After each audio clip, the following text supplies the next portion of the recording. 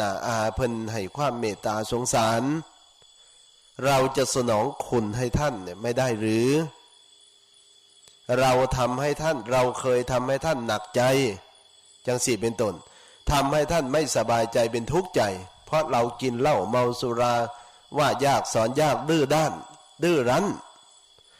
เรายังสามารถทำได้ทำให้ผู้บังเกิดเกล้าหนักใจเราทำได้ทำให้ผู้มีอุปการะคุณของเราเนี่ยหนักใจเรายังทำได้ในช่วงชีวิตของท่านมีอยู่นี้เราจะไม่ทำให้ท่านสบายใจได้หรือมันจะโง่ถึงขนาดนั้นหรือมันสิเป็นหมาตลอดภพตลอดชาติบ่ก็คิดว่าจันเถาะคิดไว้ในใจกันสุบว่าเขาเคยเฮ็ดให้เพิ่นนักใจนะเพราะฉะนั้นการบวชนี่จึงถือว่าเป็นการสนองคุณของพ่อของแม่อย่างสูงดังที่กล่าวมานี่เพราะฉะนั้นก็ขอฝากพวกเข้าทั้งหลายไว้สุคนความกตัญญูกตเวทิตาธรรมนี่เป็นเครื่องหมายของคนดีในโลกบ่มีสิ่งใดสิดีไปกลัวความกตัญญูกตเวทีนี่เฮ็ดให้สังคมสงบร่มเย็นให้คืดเบิ่งสัตว์เดรัจฉานในขณะที่พ่อแม่ลูกกับแม่มันหักกันแพ่งกันอยู่มันสิมีความเฮาเบิ่งแล้วกับมันอิ่มอกอิ่มใจนำว่าจังเถาะและเฮาเบิ่งคนบางคนก็คือการลูกเต่าที่บอกง่ายสอนง่ายตั้งอยู่ในโอวาทของพ่อของแม่เฮ็ดให้พ่อแม่ปลื้มปีติยินดีเวลาเขาเจ้าอยู่น้ำกันเขาเจ้าสิอยู่จังไดมันสิเห็นว่าจังเถาะเห็นภาพเฮาเห็นอีหยังก็ตามเอามาคิดว่าจังเถาะพิจารณาเห็นประเภทใดก็ตามเอามาพิจารณาให้เกิดความรู้ให้เกิดสติเกิดปัญญาครอบครัวบางครอบครัวก็อยู่น้ำกันด้วยความแสนที่จะอยู่เย็นเป็นสุขอีหลีเพราะลูกเต่ากับหูจักคุณของพ่อของแม่คันพ่อแม่ว่าเศร้าล่ะก็เศร้าบ่อย่าไปล่ะก็บ่ไปอย่าดื้อเด้อล่ะเด้อก็บ่ดื้อตั้งอยู่ในความดีเด้อล่ะเด้อก็อยู่บ่ว่ายากสอนยากโอ้ยแสนสิเย็นว่าจันเถาะแต่ว่าบางครอบครัวนี่ย่ามมื้อแรงมากอ่ะซื้อเหล้ามาโจกันอยู่เฮือนนั่นล่ะกินให้พ่อให้แม่เบิ่งอยู่หั่นล่ะกินกันอยู่จังซั่นกินแล้วลังเทื่อก็ป้าขวดป้าถ้วยป้าบวงให้แม่ล้างหอดบ่เก็บหอดเฮือนหอดซ่านตื่นเช้าขึ้นมาแม่ก็มักเป็นผู้เก็บก็จมคันจมหลายพอเฒ่านี่คือจมแท้จมแต่ดึกแต่ดื่นแท้ลูกบางคนก็นี่มันก็ว่าจังสั่นว่าจันเถาะอันนี้มันเห็นมาจังสั่นแล้วความทุกข์บัดนี้มันก็เกิดขึ้นแก่ครอบครัวนั้นบางพ่อบางแม่บัดนี้บ่ค่อยปากแต่ว่ากลุ่มใจคันเว้าหลายลูกเขาก็สิสั่งหลังเทื่อมีไผก็ย่านลูกไผสั่งคันมีเขยก็ย่านเขยสั่งคันลูกอยู่นำก็เกรงใจลูกอดเอาทนเอาเดี๋ยวความตรอมจิตตรอมใจนี่พ่อแม่บางคนก็เป็นลักษณะจังสั่นมันน่าคิดเพราะฉะนั้นเว้ามาทั้งเบิดนี่ล่ะธรรมะที่พระพุทธเจ้าพระองค์สอนไว้เบิดพระองค์ทำเป็นตัวอย่างว่าซั่นเถาะอริยสาวกทั้งหลายก็ทำเป็นตัวอย่างเพิ่นเฮ็ดมาจังสั่นเพราะฉะนั้นพวกเฮาทั้งหลายกับประพฤติปฏิบัติตามพระพุทธเจ้าพระองค์ทรงประพฤติปฏิบัติมาจังใดอริยสาวกเพิ่นประพฤติปฏิบัติมาจังใดสนองคุณของพ่อของแม่เนี่ยพ่อแม่เพิ่นมีอุปการะคุณสูงล้นฟ้าเหลือแผ่นดินเฮาสิสนองคุณเพิ่นจังใดจังสิจบจังสิสิ้นลงไปได้จังสิสมกับเพิ่นเลี้ยงมา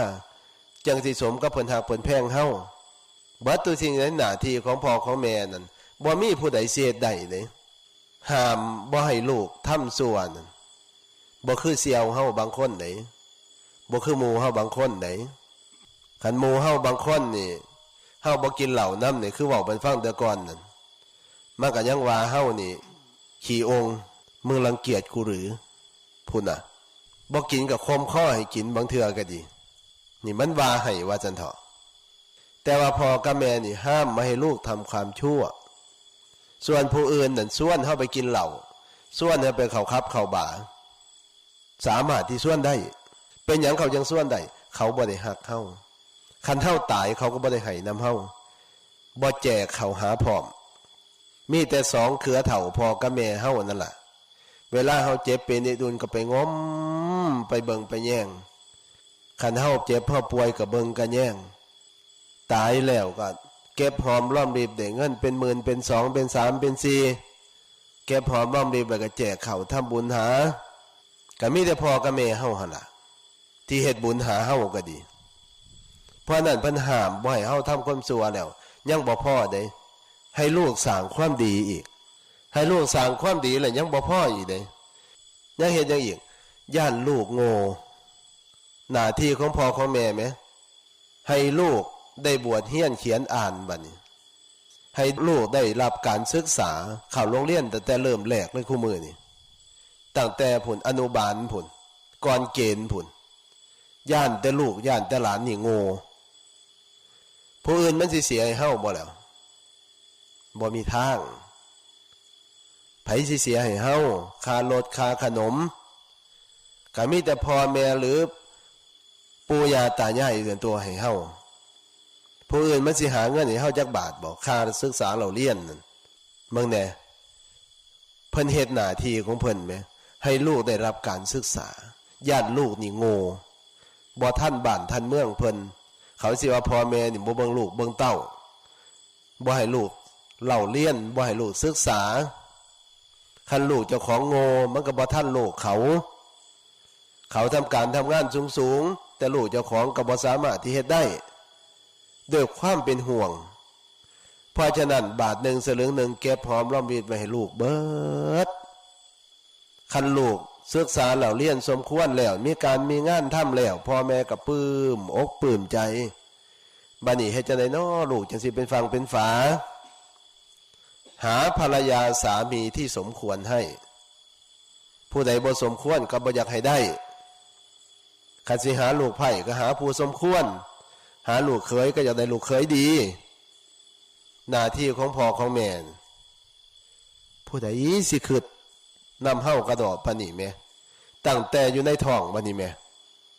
ออกมาแล้วก็เบิ่งแย่งตลอดไปสิคือพ่อคือแม่บัดสุดท้ายอีหลีเฒ่าไปแก่ไปแล้วก็มอบทรัพย์ให้บัดนี้ผู้ใดสิเอาให้เฮาทรัพย์แม่มีหน้าก็แบ่งให้มีสวนก็แบ่งให้มีเงินก็แบ่งให้มีงัวมีควายก็แบ่งให้ไผสิเฮ็ดได้ในโลกนี่คันบ่มีพ่อกับแม่สองคนน่าคิดว่าจังเถาะอันนี้จังขอปาลบปันฟังว่าหน้าที่ของพ่อของแม่เพิ่นเฮ็ดคักแท้ได้เฮ็ดกับลูกกับเต้าบัดสุดท้ายอีหลีเพราะว่าเพิ่นบ่ได้เอาอีหยังไปนำเนาะเฮือนก็บ่ไปนำเงินค้ำกำแก้วก็บ่ไปนำอีหยังก็บ่ไปนำบัดนี้ก็มอบทรัพย์ให้ลูกให้เต้าบัดนี้แบ่งกันผู้ละเท่านั้นเท่านี้เอาผู้นั้นเอาธงหันผู้นี้เอาธงนี่กันให้กันหน้าก็ดีคันว่าพ่อแม่เพิ่นบ่มีให้มีหน้าเพิ่นก็แบ่งทรัพย์สินทางปัญญาเพิ่นมอบปัญญาให้มันเบิดเงินเป็นหมื่นเบิดเงินเป็นแสนนี่แฮงหลังเทื่อให้คนซื้อหน้าธงบักใหญ่ว่าซั่นเถาะเพื่อลูกสิเรียนจบบ่แม่นธรรมดาอันนี้เพิ่นมอบทรัพย์ให้ว่าซั่นเถาะบ่มีผู้ใดในโลกนี่สิเฮ็ดดีกับต่อเฮาคือพ่อกับแม่บ่มีผู้ใดคือเพราะฉะนั้นนั่นคิดไว้ในใจว่าซั่นเถาะอย่าเถียงพ่อเถียงแม่เป็นเด็ดขาดคันพ่อแม่เว้าแนวใดโลดรับเบิดทั้งสิ้นโลดเพิ่นให้ก็ยอมเพิ่นด่าก็ยอมเพราะว่าบ่มีผู้ใดเบิดโลกนี่สิคือพ่อกับแม่เฮาบ่มีว่าซั่นเถาะอย่างเห็นชัดเจนอีหลีคู่มือเนี่ยว่าซั่นเถาะช่วงนี้ใครแน่แล้วว่าซั่น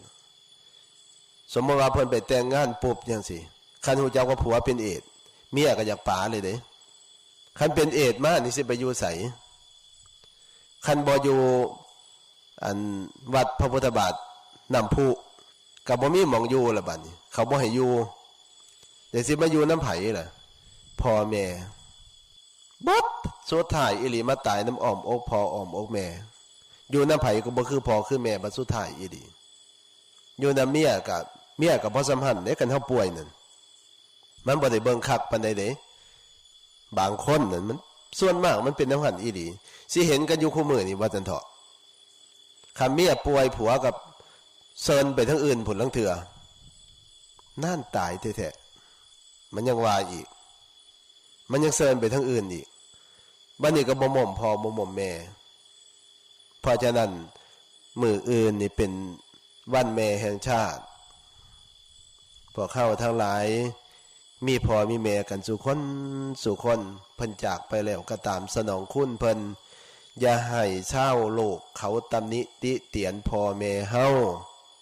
เพิ่นยังมีชีวิตอยู่ก็ตามเพิ่นตายแล้วก็ตามอย่าให้ชาวโลกเขาตำหนิติเตียนว่าลูกบักอันนี้ลูกอีอันนี้มันบ่ซ้ำหั่นละพ่อแม่มันบ่บอกบ่สอนมั้งมันจะเป็นจังซี่เขาด่าพ่อด่าแม่เฮาคันเฮาบ่ดีนั่นเขาตีเฮาก็คือตีพ่อตีแม่เขาว่าให้เฮาก็คือว่าให้พ่อให้แม่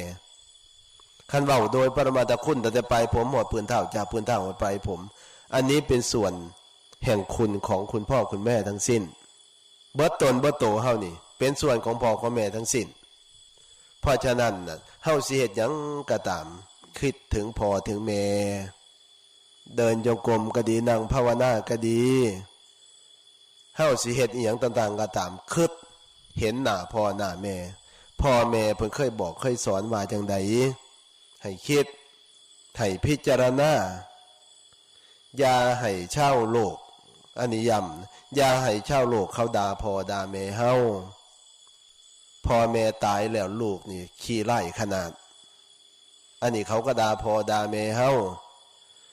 หนีไกลพ่อไกลแม่แล้วมันบ่ได้เรื่องอันนี้เขาก็ด่าพ่อด่าแม่เฮาหลังเถื่อพ่อตายเหลือแต่แม่โอ้พ่อตายแล้วเป็นไปมาล่ำมาร้อยมันก็ด่าแม่เฮาคันแม่ตายแล้วลูกเป็นไปล่ำมาร้อยก็เขาก็ด่าแม่พ่อเฮาเพราะฉะนั้นพ่อแม่เฮานี่เฮาเคารพสักการะบูชาสูงสุดอย่าให้ชาวโลกเขาตำหนิติเตียนพ่อแม่เฮาได้ด้วยการเฮาสร้างคุณงามความดีทั้งกายทั้งวาจาใจนี่ให้สมบูรณ์บริบูรณ์อย่างในช่วงนี้พวกเฮาทั้งหลายก็กำลังประพฤติปฏิบัติธรรมกันให้ตั้งจิตตั้งใจประพฤติปฏิบัติอย่าไปเสื่อแต่กิเลสอย่าเอาเสียวในทางที่บ่ดีเนี่ยมาอบรมใจอย่าเสื่อเสียวโงอย่าเสื่อมูโงมันอยู่ในใจเฮานั่นมันส่วนให้ขี้ข้านส่วนให้เว้าส่วนให้โม่ส่วนให้คุยส่วนให้นอนเว้นส่วนให้ขี้ข้านสารพัดว่าซั่นเถาะคันในทางที่บ่ดีอันนี้เป็นหมู่ที่บ่ดีในใจเฮาอย่าไปเสื่อมันเป็นการทำลายคุณของพ่อของแม่เขาเจ้าสิเว้าพื้นพ่อพื้นแม่เฮาโยมพ่อโยมแม่เฮาหันยกเพิ่นไว้เหนือเก่าเหนือกระหม่อมกราบคู่มือไหว้คู่มือพยายามถนอมว่าจันเถาะด้วยการสร้างคุณงามความดีดังที่กล่าวมาอยากปราโลภบันฟังคันคุณธรรมตัวนี้เกิดขึ้นในใจของผู้ใดแล้วกาดอันอื่นหันสิคอยดีไปนำเบิดสุอย่างบ่ว่าการประพฤติปฏิบัติธรรมบ่ว่าการ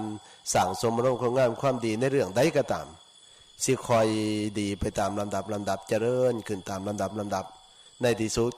กับความสงบความร่มเย็นก็เกิดขึ้นแก่สังคมเฮาที่เว้ามามื้อนี้ก็เห็นว่าสมควรแก่เวลาก็ขอยุติไปเพียงเท่านี้ในท้ายที่สุดนี้ขออนุภาพบารมีคุณพระศรีรัตนตรัยคือคุณพระพุทธเจ้าพระธรรมพระสงฆ์คุณบิดามารดาคือพ่อแม่ของเฮาทั้งหลายที่เพิ่นได้บำเพ็ญมาเพิ่นเลี้ยงลูกเลี้ยงเต้ามาคุณครูประชาอาจารย์ที่เพิ่นแนะนำพร่ำสอนพวกเฮาทั้งหลายมาจงร่วมกันเป็นเดชะเป็นพระปัจจัยให้คณะครูบาอาจารย์พระสงฆ์สามเณรตลอดอุบาสกอุบาสิกาจงเจริญในธรรมของสมเด็จพระสัมมาสัมพุทธเจ้าตลอดไปขอให้เข้าถึงธรรมคืออริยมรรคอริยผลนำตนในผลจากความถูกข์ถึงสุขไพบูรย์กล่าวคือมรรคผลนิพพานด้วยกันจงทุกท่านทุกคนเทอญ